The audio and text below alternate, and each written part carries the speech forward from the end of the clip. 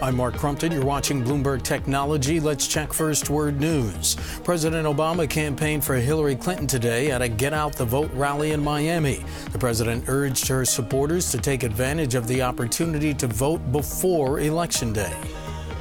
All the progress we've made goes out the window if we don't win this election. So we've got to work our hearts out this week. We got to work like our future depends on it, because it actually depends on it. Also on the campaign trail in Florida, Donald Trump hit back. This guy ought to be back in the office working. He's not going to be there very long, thank goodness. But he ought to be back in the office working. In South Carolina, friends and family of Walter Scott, an unarmed black man shot and killed by a white police officer last year, testified today after opening statements in the former officer's murder trial. Cell phone video footage showed Michael Slager shooting Scott in the back as he ran from his car after being pulled over. Slager faces 30 years to life if convicted. Syrian troops will allow rebels to leave Aleppo during a temporary break in fighting declared by Moscow. That's according to the Russian military, which says 2 corridors near the borders will stay open Friday during what's called a humanitarian pause. In New York, I'm Mark Crumpton. Bloomberg Technology is next.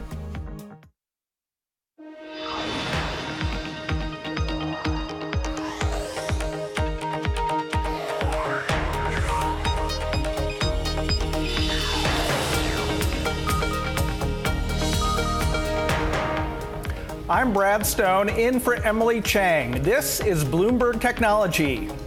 Coming up, GoPro shares nosedive over 20% after a disappointing third quarter snapshot. We'll break down the numbers. Plus, escalating cyber threats with the U.S. elections just days away. We'll catch up with CrowdStrike's CEO. And Fox hits a home run with the most watched World Series game in 25 years, but the NFL suddenly appears to have a ratings problem. First to our lead, GoPro shares plummeting as much as 25% in extended trading. It's become the latest hardware maker to say it expects a lousy holiday season. The company lowered its sales forecast for the fourth quarter to between 600 and 650 million, missing analyst estimates.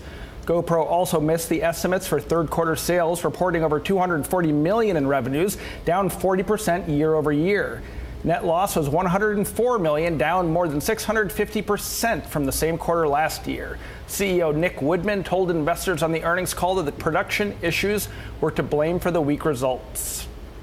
As a consequence of our compromised production ramp, we were unable to fully restock channels which had been cleared of legacy products during the third quarter. And furthermore, we anticipate difficulty catching up to meet forecasted demand during the fourth quarter. Joining us now for more is Jitendra Worrell of Bloomberg Intelligence, and from New York, Bloomberg Technology reporter Selena Wang. Jitendra, GoPro stock plummeting like a drone that hits a power line. After thinking that it's going to take off first. After thinking that it would scale to the skies. What is ailing GoPro? So now they're blaming production issues for not being able to meet targets. But, you know, this is really a bad execution story over here, because they didn't have a product last year. There was no refresh. So there was quite a lot of time that happened. They finally fixed the ease of use issues that people had. Finally, there were new products and drones, and you take that and marry that with production issues. I mean, it just raises a lot of concerns about the execution risks over here. Selena, getting into the drone business was supposed to provide a next act for GoPro. When you look at this balance sheet and the way that Wall Street has reacted to the third quarter results, are there any bright spots for GoPro? I mean, Woodman was very coy about saying anything about the karma. What he did say was that in the fourth quarter, it would be a pretty small proportion of the revenue compared to the new camera. The biggest thing they have going for them really is their brand at this point. If you look at the DJI, they've been in this business for 10 years. They have excellent features. They have more features, in fact, better sensors, better technology. The price point is quite similar. So if you're looking at it from a pure tech standpoint, really DJI wins out in this area. There's also tons of startups getting into this business as well with lower end machines. So really, the brand is the only bright spot for GoPro because more people in the US know about GoPro. Right, DJI being the Shenzhen-based drone maker, has been in the business for a number of years. Was GoPro surprised by DJI's competitive response to its drone plans, right? It introduced its own drone very soon after GoPro made its announcement. But this is GoPro's first drone versus DJI's Drone King, so that was kind of expected. I mean, what's interesting is like the supply chain issues across the drone industry seems to be pretty much similar. I mean, when DJI is having some shipping issues. Now, what GoPro is saying that they're expecting double-digit growth next year. Now, expectations are more than 20%. We don't know what that double-digit really means. And even looking at the execution that they have shown so far, we're just concerned about, like, are they able to pull off the opportunity that they have in drones? And when you say supply chain issues, what does that mean? Like in DJI, the production issues, can you order one of these new drones for this holiday season? You can, but you can't get it. You can order it, and they will take your money, but they will probably not Does it get here for Christmas? Maybe. Now they're saying December for DJI. Karma is saying November 28th. But beyond that, you know, we were really hoping that they could leverage their brand, the massive brand that they have, in terms of upselling to the 10 million plus customers. And the interest level was pretty high as well, you know, when we did our surveys. But if these guys are not able to meet the demand or not able to resolve these production issues, I mean, that's raising a lot of execution risks for the company. Selena, you wrote a story that highlighted problems at another hardware maker, Fitbit, and of course we've drawn some connections here between these two companies and their poor performance. Are they related? Is there a kind of secular problem among all these hardware companies as we head in to the very important holiday season? There's a fascinating correlation between the two companies. I mean, they're both young companies that have recently IPO'd. They were IPO to much fanfare, and they really just haven't lived up to their expectations. I think taking a step back and looking at these companies, though their actual products have little overlap, they both are in markets that aren't really quite proven yet. And I think the question that investors are asking is, can you turn a sort of fad into a long-term sustainable company? I mean, you look at GoPro, they make these little tiny rugged cameras, and now they're trying to do drones. But the question everyone is asking is, does everybody need a tiny little camera in addition to their smartphone? You heard analysts ask on the call, Nick, what actually is the grand vision for this company? You've talked about making it a media company, about really increasing the addressable market. And he said, we see ourselves at the epicenter of social and capturing images and sharing that. But there are so many companies at the epicenter of that. And it's so interesting. I mean, you look at Snap, they are now calling themselves a camera company, and they're probably going to make it even easier than GoPro is to take your images and directly upload them to the web and share it. Well, Selena, what is the next move for GoPro? I mean, earlier this year, they hired a very well-known designer from Apple, and actually, I remember stock bounced on the day that they made that hire. Have we seen the results of that, and what do you think is their next act, if there is one? I do think that they've solved a lot of the core problems with the product and the software. I mean, just a year ago, it was really hard to operate the camera. They had all these buttons. Consumers were complaining about how difficult it was to use, and you had to stitch together different editing software, and it took a very, very long time for all of that to work together and share it. And now they've made some acquisitions, they've really invested in their hardware and software, so it is much easier to do. Their next move is making that even easier, even more shareable, trying to expand their sales in drones, and this whole media content strategy, I think, is way, way down the line. Okay, Jitendra, last word. What should Nick's next move be? Focus on the execution. I mean, it's not acceptable, especially when you had such a big gap in terms of your product cycle. So taking the right steps that they have done with respect to ease of use and leveraging the brand and trying to cross-sell, they have the opportunity, but you got to move very, very quickly or you're going to lose it. Okay, Bloomberg technology reporter Selena Wang in New York and Jitendra Waral of Bloomberg Intelligence. Thank you both. Thank you, Brad. Still to come, the cybersecurity firm that first pointed the finger at Russia for the DNC hack is back. CrowdStrike's CEO tells us about the top cyber threats to watch on Election Day. This is Bloomberg.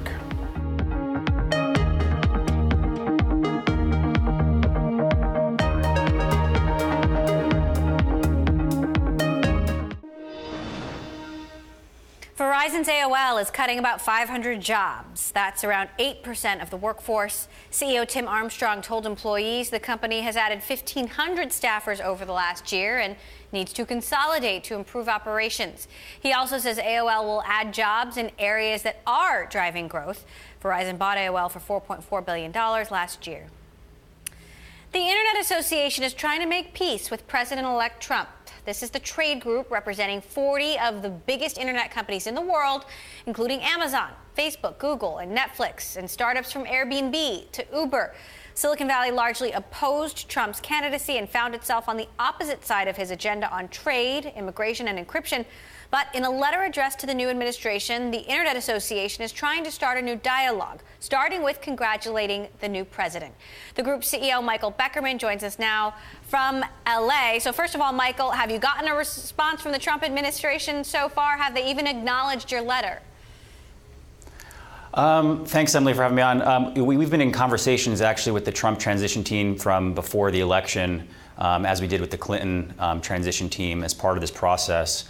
And we're looking for an open dialogue. Our priorities, I think, will be received well by the Trump administration because we're talking about creating jobs and value and competitiveness here at home. That said, the tech industry came out almost universally against Donald Trump, save for the investor Peter Thiel. Do you have fear of retaliation? You know, on one hand, it seems like a big chill could set in between Washington and Silicon Valley, or it's a big fight that's waiting to happen.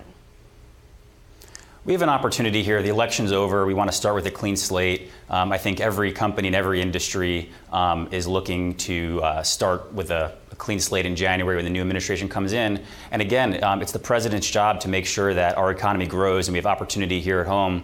And the story of permissionless innovation is something that has helped our companies grow here in the United States and create value here in the United States. And I do think the incoming president will be receptive to our message. So what have companies specifically said to you about what they're most concerned about? I mean, a number of issues. I mean, I think, some of the rhetoric on the campaign was a worry for many of our companies and executives. But when you look at the issues such as encryption, which was something that we had very strong disagreements with the Obama administration as well. We want to educate this White House that encryption is part of our safety and security here at home, and not something that we need to have backdoors because we think that'll weaken our security. Obviously, an issue like immigration reform was front and center during this campaign. I think probably after they get done with border security and some of those issues, we can come around to high-skilled workers and making sure that these companies can grow here in the United States. Let's talk about trade. Obviously, you guys support the Trans-Pacific Partnership. Trump very clearly does not. What do you think the biggest risks are if things don't go your way? Well, I think, one, it's still in Republicans' DNA for free trade because it does bring value to our economy and create jobs in the United States. And when you look at our industry, I would say the internet is a great American export. 80% of internet users exist globally outside of the United States, but 80% of the jobs and value is here at home. And so some of the proposals that we had in our letter to President-elect Trump will enable our companies to grow and be competitive around the world and create value in every single state across our country. And I know both candidates and both parties were very opposed to TPP during the campaign, but that doesn't mean that we can't move forward with other trade programs to ensure that our companies can compete and grow globally. And what about net neutrality? We talked about this in depth yesterday. It's very unclear what Trump actually believes from a policy perspective, but he was very dismissive of it in a tweet a couple of years ago. What would you like to see happen when it comes to net neutrality, when it's clear there could be some changes to the current policy?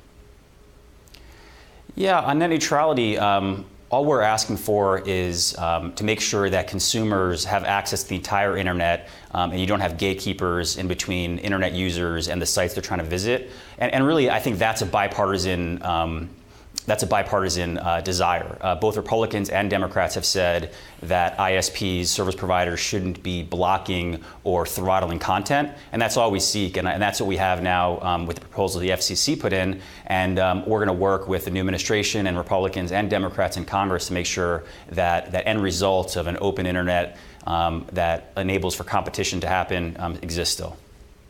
Trump is in the process of building his leadership team. The current CTO is Megan Smith, who worked for a very long time at Google. Who would you like to see in that position in particular, or any of these cabinet positions? Are there folks in particular that you think would be more sympathetic to Silicon Valley and technology? Yeah, I do think it's important that we have that dialogue and that people from the technology industry, specifically from internet companies, go into the government. The staff, the appointed positions, the cabinet secretaries, so many positions in government will decide what kind of landscape we have for innovation going forward. And I would like to see more people like Megan Smith and like Michelle Lee at the PTO and so many others that have gone into the government from our companies and our sector to continue to do so. Because this is our country, right? We want to make sure that people that are working in government understand that the internet is one of the greatest engines for economic growth that we have, and it's people like that that will ensure that that continues. Look, Michael, I understand a desire to work with the president-elect and to congratulate him on his win, but this is an industry that came out so vehemently against Donald Trump, and I'm just curious, what are folks saying to you from these companies behind closed doors? Are they scared? Are they nervous? And if so, what are they most nervous about? Well, we're still in the early days, right after the election. I think everybody's still digesting it a bit. But there is a recognition that we need to move forward. The election is over. And this is not really our companies. I feel like internet companies have gotten a lot of attention on this. But I don't believe there were any of the Fortune 100 CEOs that were formally for President-elect Trump like they were for Mitt Romney, let's say, in 2012. And I'm sure the president-elect wants to work with our companies just like we want to work with the incoming government. And we'll move forward for what's best for this country. All right, Internet Association CEO Michael Beckerman joining us from LA. Michael, thank you so much for stopping by. Thanks, Emily. Coming up, Cisco CEO Chuck Robbins joins us on the economic uncertainty weighing on corporate spending. This is Bloomberg.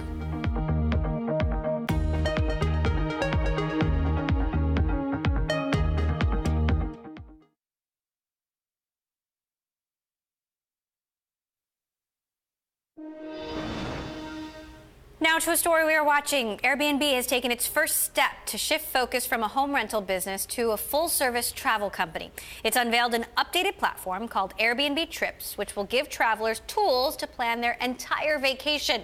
The new app will help people make restaurant reservations, book city tours, and even purchase concert tickets. The Trips service will launch in a dozen cities. Cisco shares saw the biggest intraday drop in a year shortly after reporting Q1 earnings Wednesday. While the company's sales rose to $12.4 billion, the company also projected slow growth in corporate spending.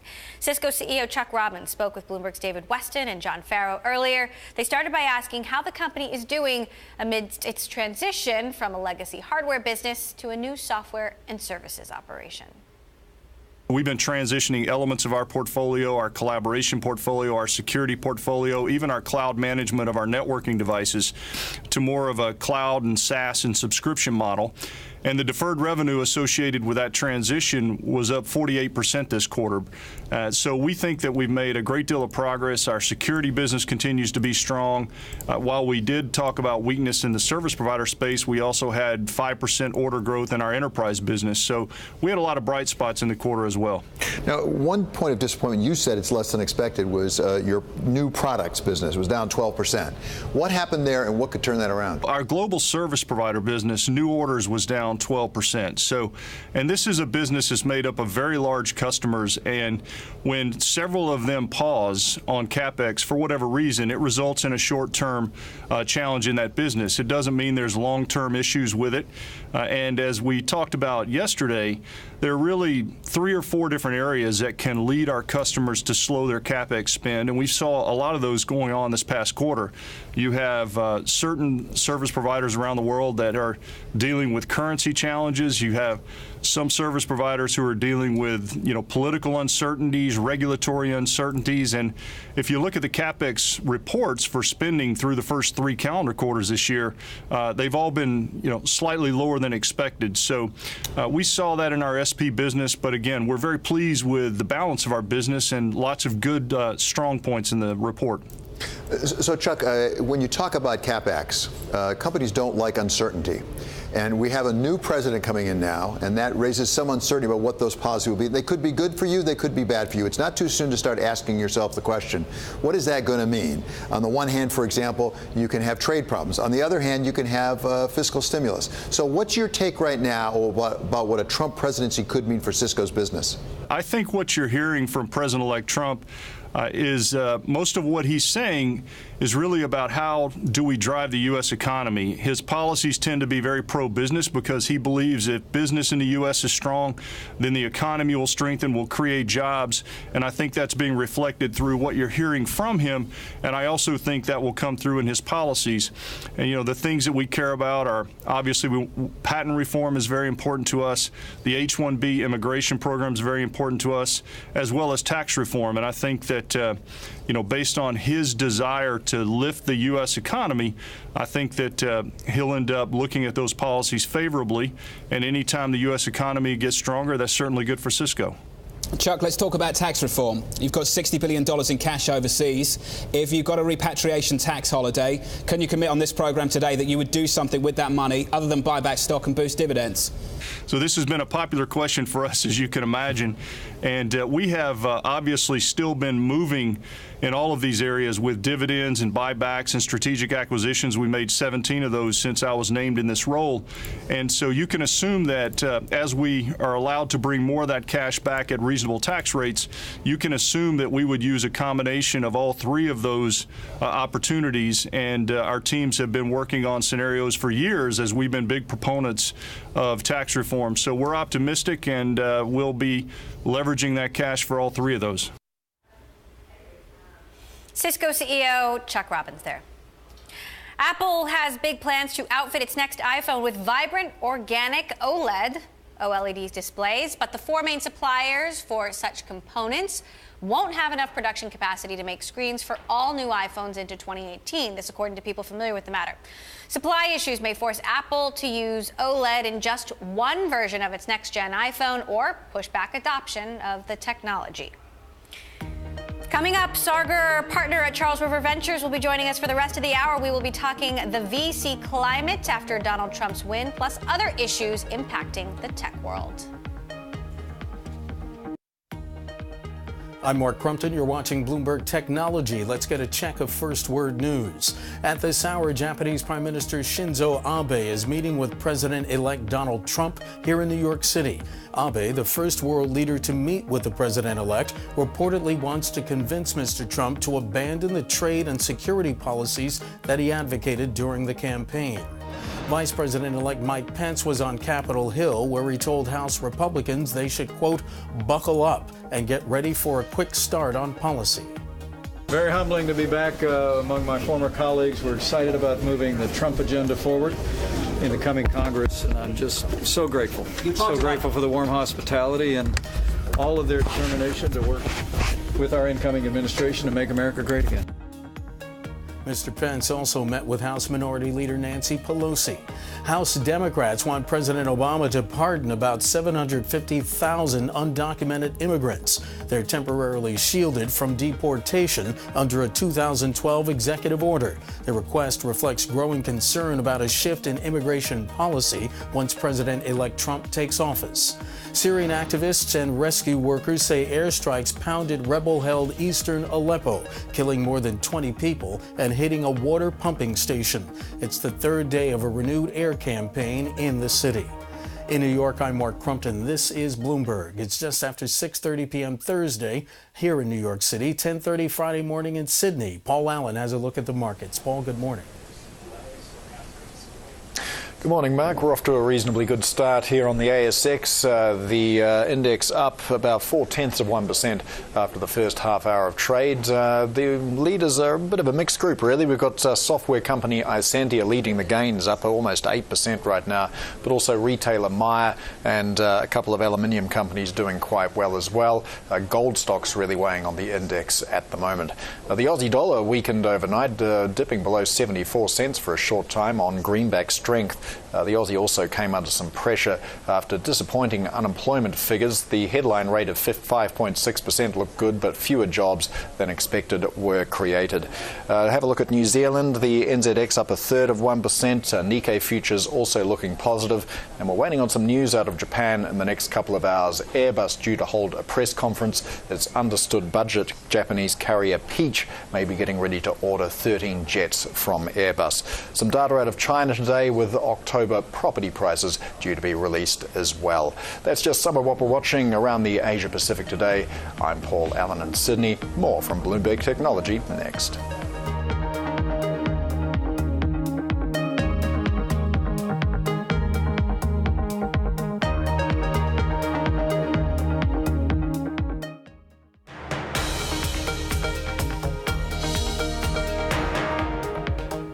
This is Bloomberg Technology. I'm Emily Chang. Ahead of the U.S. election, investors had been beginning to hit pause. In the VC world, both the value and number of deals slowed down in the third quarter, and that hesitation could spill over into the rest of the year. But what about next year? My next guest recently published a report stating consumer brands are showing more potential than traditional tech firms. Sargar is a partner at Charles River Ventures, a venture capital firm with several notable investments, including Dropbox, Twitter, ClassPass. He joins me now here in the studio. So you guys came out with a very, very strong anti-Trump message. It took over your entire website in the lead up to the election. How have you been digesting this within the firm? Yeah, I think all of us in Silicon Valley are largely in shock. You know, our statement at CRV was really a statement early on about immigration and specifically some of the comments that Donald Trump had made about Muslims, about Mexicans.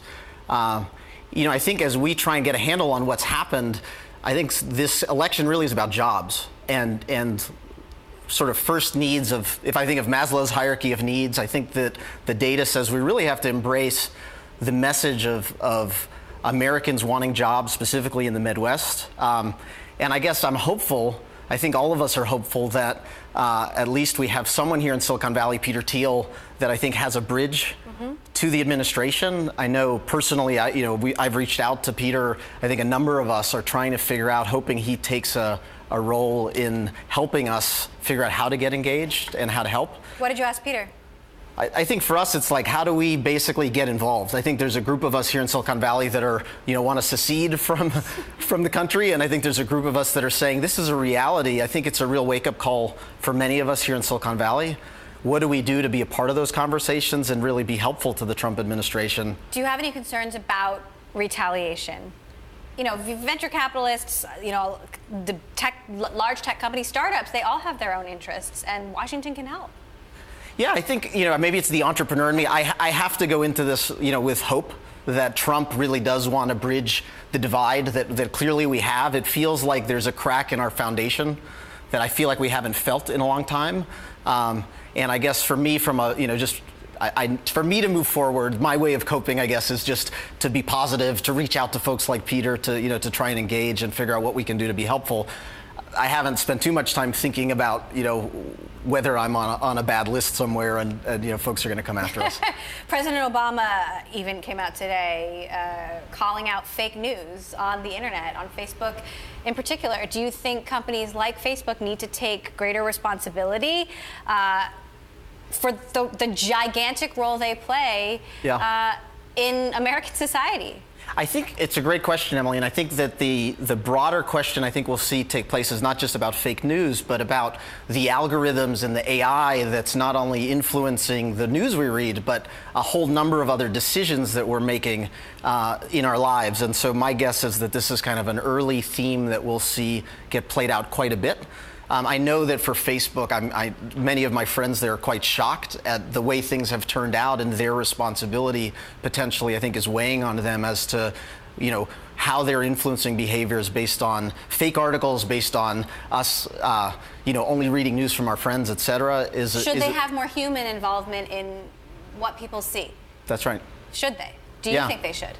I think it's very early in us understanding what moral or ethical impact and rules Facebook needs to have, but it wouldn't surprise me if we do have humans helping edit the machines in the near term. So what are you guys telling your portfolio companies?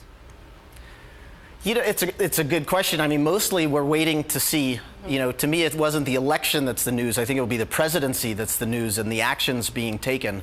I can tell you that in different sectors, we're seeing different reactions. So as an example, if you're a hardware startup, you know, Trump has said he wants Apple to manufacture computers here in the U.S. You know, does that mean if I'm a hardware startup, I won't be able to manufacture my goods in China? If I'm a GoPro or a startup importing things and I thought the international markets were really going to work for me, it turns out there's a lot of price elasticity with consumers for these consumer hardware projects. You know, a Nest that costs $100 versus $500, you'll see huge variance in demand. And so I think we can expect tariffs. I think that those will very much influence demand in international markets. So I think that's one example. I think in other sectors like energy, we've got issues like, you know, if solar subsidies go away, I think it'll have a big impact on funding related to energy startups. And lastly, in terms of just the pure funding market, there's been a lot of Chinese money that's been coming into the States that's been funding not just things like angel lists that we've seen and kind of early seed stage startups, but also a lot of growth rounds in VR and AR. You know, we've got a number of companies that we're talking to, you know, Asian investors in particular, who I think have just sort of stopped everything while they wait to see what's going to happen. And have you guys hit pause as well? We haven't hit pause. You know, most of what we do is very early stage investing. Right. So that, I'd say but still, you're seeing, you know, in the broader VC environment, investors have been hitting pause. Yeah, well, for us, usually it takes years for our companies to actually figure out what they're actually doing. So you know, we're still very active. We're still taking meetings and still actively investing. I will say, though, on the talent side, one of the things that's been interesting to me is, you know, core to us building companies is recruiting. And in, you know, many of the larger organizations that we tend to recruit from, I don't want to be ageist, I guess, but older employees that have seen a few cycles know how tough it can be to work at a startup when the funding environment drives up. And a number of my friends at larger companies like Google, like Facebook, who thought that 2017 would be the year they would leave and take some risk and join a startup, they've put those plans on pause. All right, we're going to talk a little bit more about immigration. We're going to talk a little bit more about IPOs. Coming up, Sargar, partner at Charles River Ventures, sticking with me. More on that story that I just mentioned. President Obama is weighing in on the fake news that circulated during the U.S. presidential election. At a news conference in Berlin, Obama said democracy will break down if we cannot differentiate between serious arguments and propaganda. He continued by saying fake articles can poison politics and, quote, we won't know what we're fighting for. Coming up, the global IPO market has declined 35% this year. So what does the future hold for public offerings under a Trump presidency? We will discuss. And this weekend on Bloomberg Television, we bring you all of our best interviews from the week, including our interview with Palantir co-founder Joe Lonsdale. Will the security company go public in the age of Trump? Peter Thiel, also a founder of Palantir, by the way. Tune in this Saturday for the best of Bloomberg Tech. This is Bloomberg.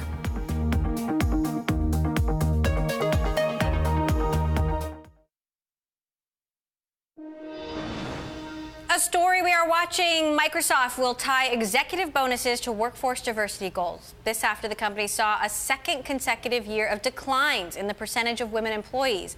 Women working at Microsoft has fallen 25.8% to 25.8% from 26.8%.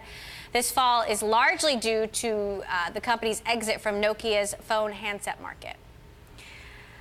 Global IPO volumes have fallen 35% in 2016 compared to last year. And after Trump's surprise election victory, many investors are left wondering how the market will be affected in the future.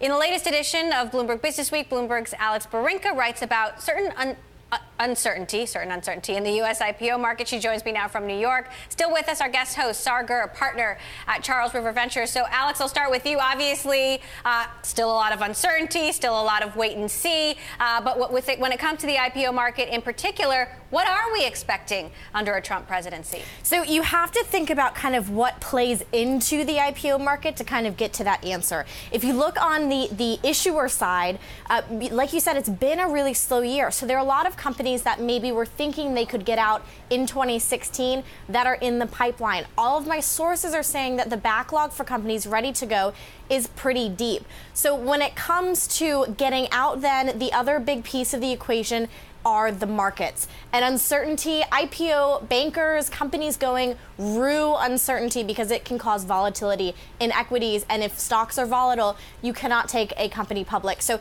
the fact that there are questions around policy, how it will affect U.S. stocks going forward, these are all things that on a macro level will make it more difficult to go. I will tell you, Emily, I have not heard of any notable companies, and I have checked, that have delayed actually going out. If anything, they're kind of accelerating the process to get out early next year before any kind of impact from the Donald would play into U.S. stocks. Well, Snapchat, of course, we know now has filed for its IPO. They did file before the elections are. You guys are investors in Dropbox, which we've reported is considering going public in the near future. Any change of plans?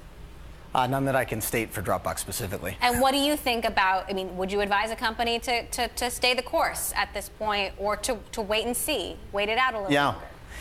Yeah, there's a number of companies that were waiting to see how the election would play out, knowing there would likely be uncertainty in the market around a change in an administration. And that was when when we largely expected Hillary to win. So there is that backlog. Many of my banker friends are very active with companies that need to get out. The thing that's interesting to me about the Snapchat IPO is actually we've had a number of companies that here in Silicon Valley we call the decacorns, the Airbnbs, the Ubers, the very big companies. Those hot companies haven't felt pressure because there's been a ton of private investor interest, and they've stayed private. Palantir, some of these other companies. And so a lot of the companies that have gone out have been the ones that have almost needed to go out. Right, Pure Storage and some others. I think for me, what's interesting about Snapchat is they're actually one of the few companies that, in the spirit of transparency, in the spirit of a number of things, I think are going public, and I think hopefully will sort of break the dam for a number of other companies to come out. What about some of those decacorns, Alex, that Sarah mentions? Obviously, Uber, Airbnb. Snapchat has now at least beaten these guys to filing. How do you think a Trump presidency and this uncertainty, at least right now, will impact some of these companies that have, certainly been planning to go public at least sometime in the next couple of years? So it seems like, the wheels are in motion for Snap. They are, as our sources have told us, looking to raise as much as $4 billion in the first quarter of 2017. For the bigger companies, you look at Uber, you look at Airbnb, both of those have regulatory roadblocks they need to work through. As we talked about in the past, before Uber sold its China business to Didi, they needed to kind of resolve that issue. So there are still kind of big issues around some of the big companies that they need to work through. It seems like if they want to go and get out and go public, they will be able to. And Emily, I'll point to the interview that Lonsdale, co-founder of Palantir, had with Bloomberg Television. He is an early investor, and he even admitted that his ideas of when to go public might be different than others around that company. So a lot of factors will play into this. I haven't heard that Trump is one of them. For the smaller companies, though, the domestic-based companies, which is a majority of tech IPOs in a given year, the one policy Trump has been really clear on the fact that he wants to get done is bringing that tax rate down from 35% for corporate entities in the U.S. to 15%. And when it comes to future earnings, that is actually would be a good thing for these companies that are mostly based in the U.S., don't have any interesting overseas tax arrangements, and are paying that 35%. So, the smaller companies, some of the policies that we know of could actually be a positive. For the bigger companies, it definitely seems like it's going to be about, are they ready? Do they think they can get out at a decent valuation? And are the markets open? All right. Alex Barinka, our IPO reporter there in New York, Charles River Venture partner, Sargur, sticking with me here in the studio. Coming up tomorrow on Bloomberg, St. Louis Fed President James Bullard will be on Bloomberg TV from Euro Finance Week in Frankfurt, 7 a.m. Eastern Time, this coming just weeks before the Fed holds its final meeting of the year.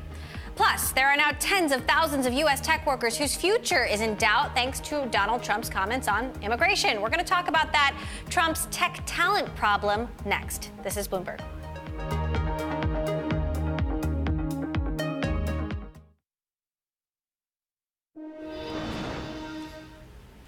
One of of the signature issues that won Donald Trump the White House was immigration. In the newest edition of Bloomberg Business Week, we report that more than half the U.S. startups worth at least $1 billion have an immigrant founder. The companies getting the most H-1B visas a year, Amazon and Microsoft. Trump has flip-flopped on the issue, most recently saying that H-1Bs don't count as highly skilled work. He said the program is meant to bring in cheap labor, replace U.S. jobs, and that he'd end it, quote, forever. Joining us now to discuss, Bloomberg tech reporter Ellen Hewitt, who wrote that piece coming out in Bloomberg Business Week, and our guest, Sargar of Charles River Ventures. So, Ellen, first of all, the headline of the piece is America's Got No Talent. And you talk about how tech workers right now are in limbo. What are you hearing? We're talking to tech workers who are here on visas that rely on the existence of NAFTA, tech workers that are here on H-1B visas. And these are people who work throughout Silicon Valley. These are people creating important value for these huge companies. And they are honestly unsure about what might come next. You know, we talk to people who are weighing whether they should go ahead with plans to buy a house, whether they are thinking about continuing to raise their children in Silicon Valley with this feeling that they don't feel as welcome as they once were. And it's kind of a very personal and also a professional question for them. Sar, in the last couple of years, Mark Zuckerberg has been fighting to increase the cap on H-1B visas. Now we're just fighting to maintain the status quo. If some of these policies change, how big of an impact would it have on Silicon Valley? It's a huge impact. You know, Facebook is a great example of a company that for a long time said their headquarters would always be here and they wouldn't have big offices outside of Silicon Valley. And it's been so hard to recruit talent into Facebook that now we have large Facebook offices in New York and London and other places. You add an H-1B cap or restrict immigrants, and I think you're going to see the Facebook London office probably expand significantly relative to what Zuck originally had planned, as well as for many of our companies here. Of course, we're still, again, waiting and seeing, a lot of uncertainty. Some old quotes from Steve Bannon, who's a big part of the Trump transition team, have been unearthed, where he basically indicates that Silicon Valley has too many Asian CEOs. And Trump, in the same conversation, to his credit, says, but I still think we should be bringing in skilled workers and talented people.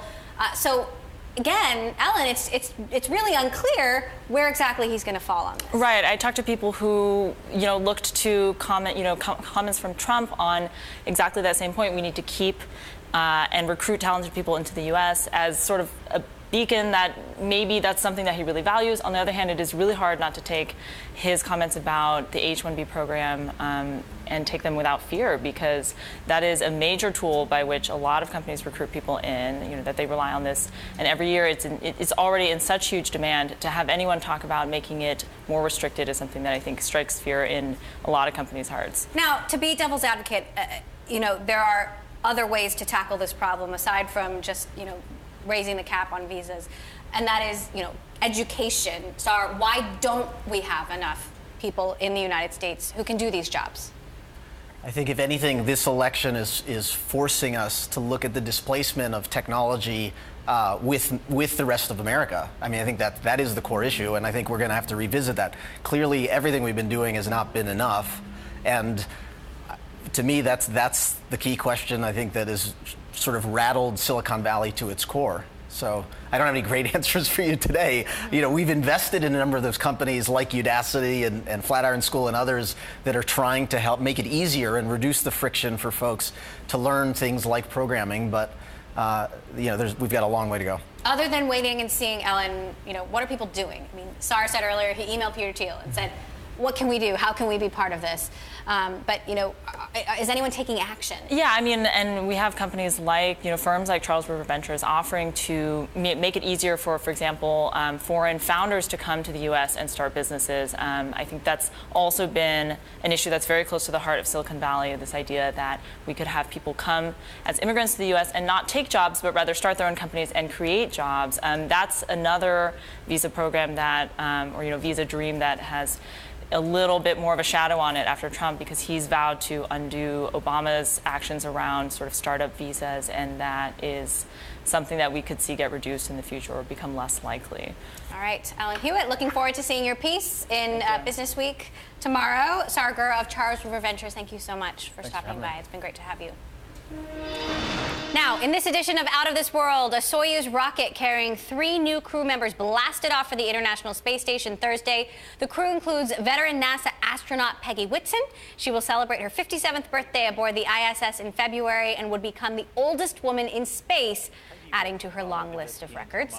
Whitson was the first woman to serve as Space Station Commander in 2007 and remains the only woman to head NASA's male-dominated astronaut corps. Whitson has already spent 377 days in space.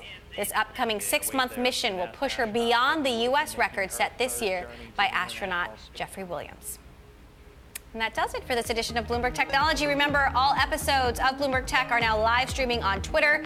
Check us out at Bloomberg Tech TV weekdays, 6 p.m. in New York, 3 p.m. in San Francisco.